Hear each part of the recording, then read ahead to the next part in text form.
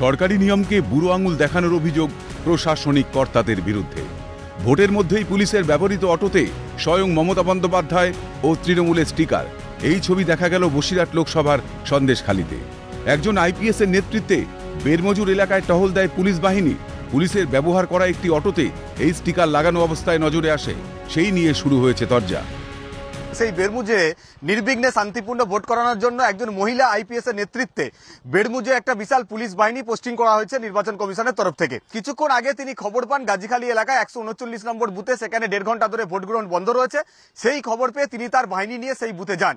আর সেই বাহিনী নিয়ে তিনি যখন যাচ্ছেন তার কনভয়ে একটি অটো কিন্তু যাচ্ছিল। সেই অটোতে পুলিশ কিন্তু সেই অটোটা ব্যবহার করছে। আর সেইখানে পুলিশ রয়েছে সেই অটোতে। আর সেই অটোতেই রয়েছে এই ধরনের একটা স্টিকার, যেখানে তৃণমূল সুপ্রিমো মমতা বন্দ্যোপাধ্যায়ের মুখ রয়েছে, তৃণমূলের প্রতীক রয়েছে এবং সেখানে তৃণমূলের যে ট্যাগলাইন, যে বিরোধীদের বিসর্জন দেওয়া যে ট্যাগলাইন, সেটাও লেখা রয়েছে। আমাদের ইউনিয়ন থেকে লাগিয়ে দিয়ে। কোন ইউনিয়ন থেকে? ধামাখালী। এখন কোন গাড়ি চালাচ্ছ? কাকে নিয়ে যাচ্ছ? হ্যাঁ। অপরদিকে আইপিএস অফিসারকে প্রশ্ন করা হলে তিনি পুরো ঘটনা এড়িয়ে যান। আপনার সঙ্গে যে গাড়িটা অটোটা ঘুরছে ওর মধ্যে মমতা ব্যানার্জির ছবি লাগানো রয়েছে, এটা কি ঘটতে পারে?